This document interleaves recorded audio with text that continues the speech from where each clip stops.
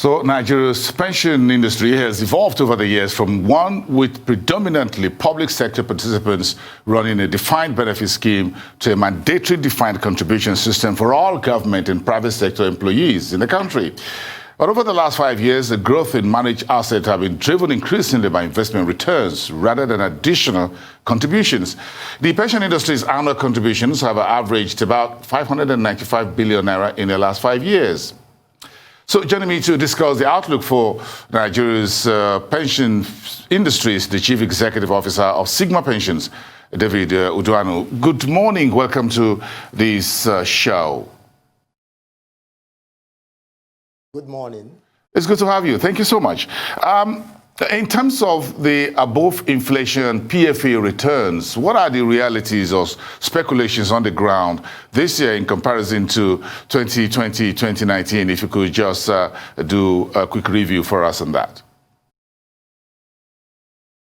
Okay, thank you. 2020 was a good year for the pension industry in terms of returns.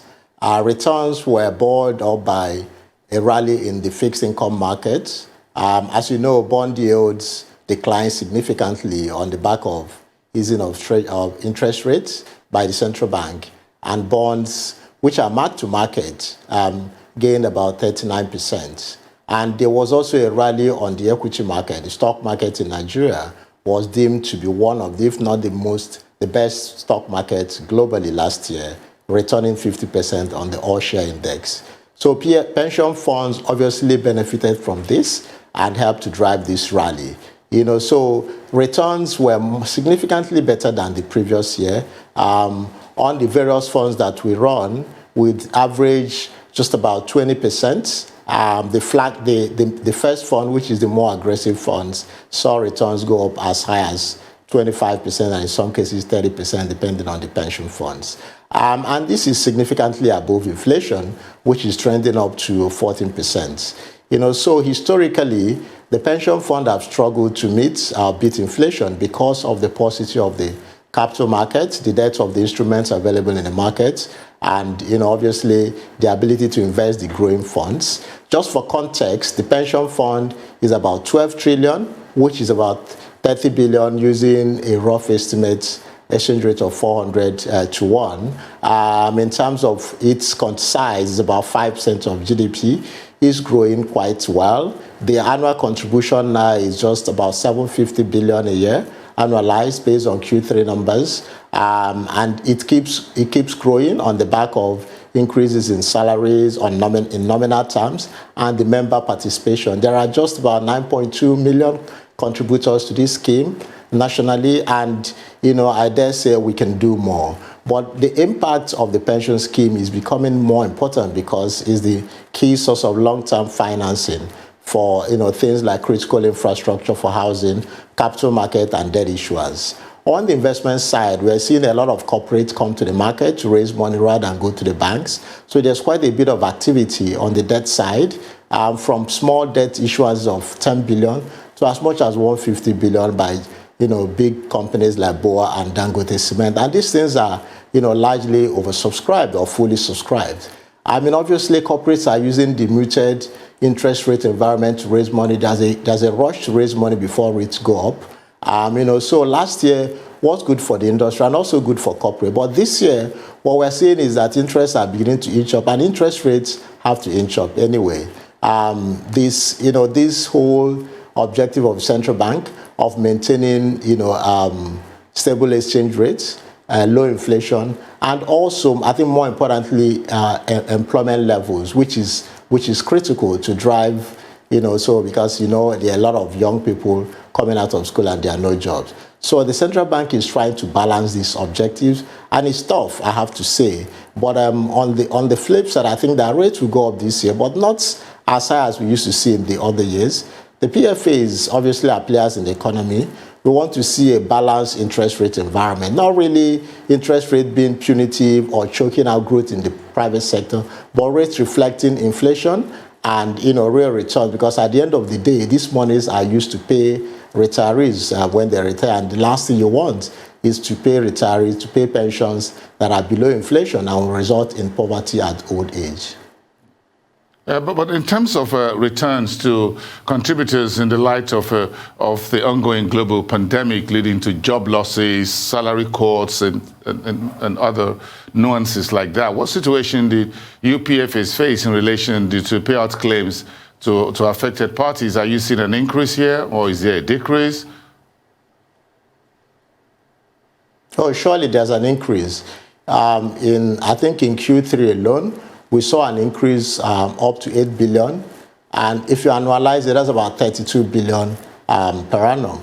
Whilst it's an increase, I think that look, this is a pension scheme, but also in many ways, some sort of social security, because there's no other social security scheme in the country. So 32 billion out of a 12 trillion number, it is not bad. I think that is the least the pension industry can provide as a succor to those that have lost their job. And we hope that those that have lost their job will find other jobs this year on the back of government investments in critical infrastructure and other things to stimulate the economy. But I think it is one of the benefits of the scheme, and rather than being a deterrent, it's one of the reasons why people are actually joining the scheme, because when you lose your job, you need money to at least to get by for the next 6 months, 3 months, or 1 year before you get a job. So the numbers are increasing, but it's something that is manageable. So the unemployment claims is manageable. Remember that this unemployment claim can be had only once in the lifetime of a contributor. So it's not like it's recurring. So some instances people lose job. If you know that you're going to get a job within the next 3 months, you don't come for this claim because you have to wait for 4 months before you come for it. So when we figure in the housing or mortgage as a feature, what are the existing plans to collaborate with government agencies or world funds to accelerate more seamless delivery, and when will this yield some results? Well, this become a perennial question.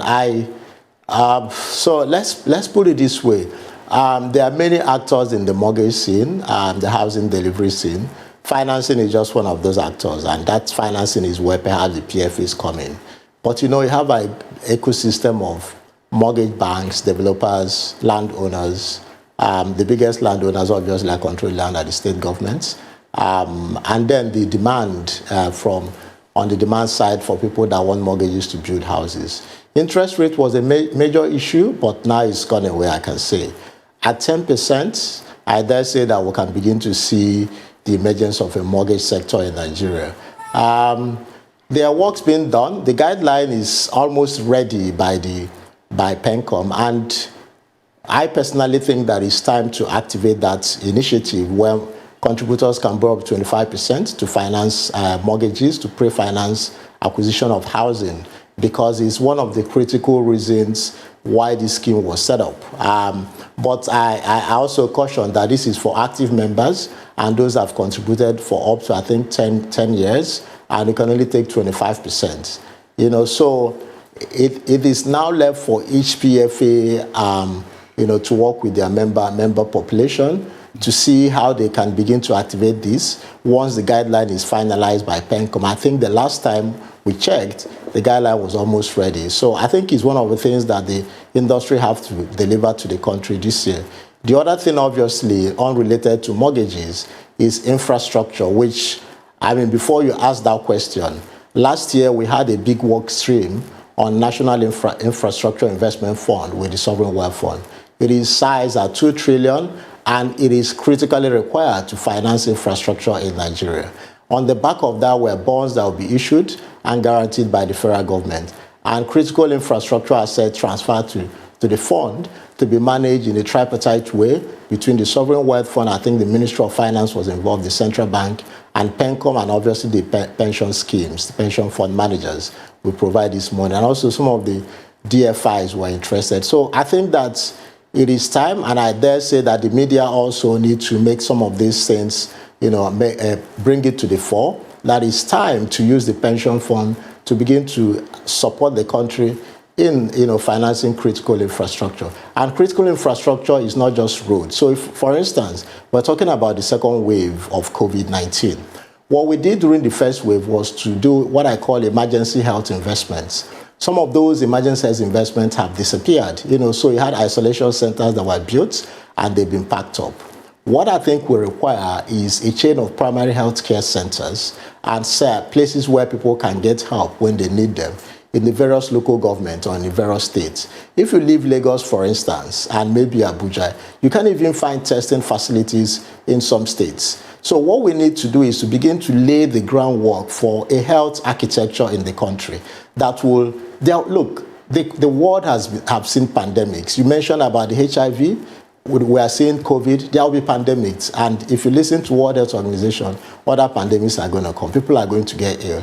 So this is the time to lay the foundation for a critical national health infrastructure that will have primary health care center in every local government in Nigeria and have a tertiary health care center in every state. I think that this is what we need, testing centers, laboratories that is affordable. At 50,500, I dare say that the common man cannot afford to do a COVID test. And if you can't do a COVID test, if you can't do a COVID test, how do you even begin to solve the problem? So let us shift the narrative from this knee-jerk reaction of contributing money whenever there's a problem and disappearing, and build an infrastructure that will last and survive even after this COVID have come and be ready for the next pandemic. I love what you said. I guess that's what you folks in the investment community call bankable projects. If you do that, I think it's going to be really what is sort of kind of bankable projects. You can see it on the ground. But one of the things around the micro, the pension industry, the micro, the informal sector pension, which the government rolled out in 2019 to capture about additional 30,000 workers into the scheme. How effective this has been? Do you think it's getting rolled off the ground as expected? Well, the number is now about 58,000 micro pension contributors. I mean, the number, we're just scratching the surface. So look at it this way. We have maybe, pick a number, 200 million Nigerians. About 10 million are enrolled in the formal pension scheme. Another estimated 80 million are involved in the informal sector. They don't have, paychecks like you do at the end of the month. They work for themselves. But everybody needs a pension. Pension is not a luxury. Pension is a fundamental right of every citizen. You are going to get old, you are going to get tired, you are going to need money to survive.